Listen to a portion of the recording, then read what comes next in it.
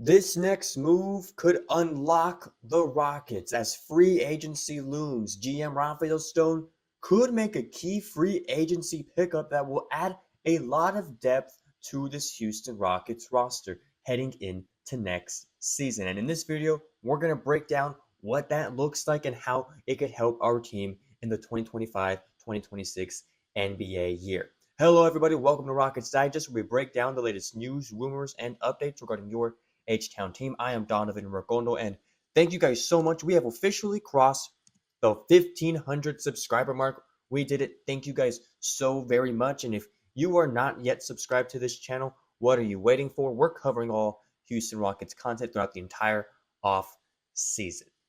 Now, today we are talking about free agency. As many of you know, the Houston Rockets need a lot of more depth to add to this roster next season. It's something that we've been keeping an eye on here on Rockets Digest. And according to a new article from Sports Illustrated, it highlights one player that could be a huge asset for next season. And that guy is none other than Gary Payton Jr., or the second. He was a Golden State Warrior last season, as many of you know. He was involved in that 7-game series with us this past playoff season. And he really played a solid role in his defensive ability. He did have one game where I believe he scored like 16, 17 points in a breakout game of that series.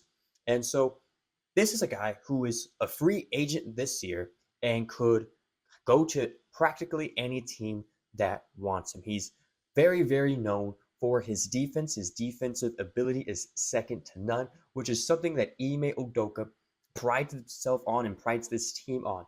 Can you play defense? He prioritizes guys that can get it done on both sides of the ball. And adding a guy like Gary Payton, the transition of adding a guy like him would be seamless into our defensive scheme. Imagine a guy like him, Brooks, Amen Thompson, all working together to lock down some of the best teams, best offensive teams in the NBA. So from a defensive standpoint, I think this would work perfectly. I think he can be a key guy to, guard not the best player, because that's probably going to be reserved for a guy like Amen Thompson, but the second best players and all the point guards from all the teams. And so having a guy like this on your defense, I think, could be key for us next season, especially heading into the playoffs when we're in tight 7-game series, 6-game series. And defense is what eventually wins those series. But in terms of offense, what can a guy like Gary Payton Jr. offer us? Well, I want to make one thing clear, right? This signing makes the most sense if we resign a guy like Fred VanVleet. Because here's the thinking to this. The thinking is you resign Fred, you sign either to a restructured contract where you just pick up the $40 million. In my opinion, I think you have to restructure his contract for the next 2 to 3 years. But the first step is to do that. Once you do that, you have to realize who really is the guy that's going to lead and facilitate that second group. A lot of the times, you see Amen Thompson bringing up the ball, or you see Jalen Green bringing up the ball, and it worked fine. I mean, we ultimately were the second seed in the Western Conference last season. But I think there was some advantages of having a guy whose duty it is to lead that second unit of guys, right? As great as Amen Thompson is, as great as Jalen Green is, they are best when they are not bringing up the ball, right? Jalen Green is a much more efficient scorer and, taking the ball as a shooting guard and not, being so ball dominant heading into the player, heading into the half court. And same thing with Amen Thompson. Amen Thompson, I think, works best as a small forward in that positioning, setting screens and getting guys open and, cutting and finishing around the basket. So that's what they do best. So getting a guy like Gary Payton Jr. would help these guys like Amen Thompson and Jalen Green to develop those areas of their game even more. It's what they're best at, and it's their strength. So why not do something and sign a guy that will allow your best players, your better players, to do what they do best? And so to have a guy like Gary Payton to facilitate and to lead that second unit, I think, is key here. If you're GM Rafael, that is something that you need to pick up this season. And some of the good news about it, right, is that he is he's not a very expensive player. As you look here, He only really gets paid in the $9 million range, which if we can pick him up in the $8 to $10 million range, that I feel is an easy decision to make. He plays defense. He can be your leader for that second unit, and it's exactly what you need heading into next season. Now, again, I want to reiterate, this only works if you can re-sign Fred VanVleet, because then you get two of your point guards that can facilitate this offense. Fred VanVleet for the ones, and then Gary Payton Jr.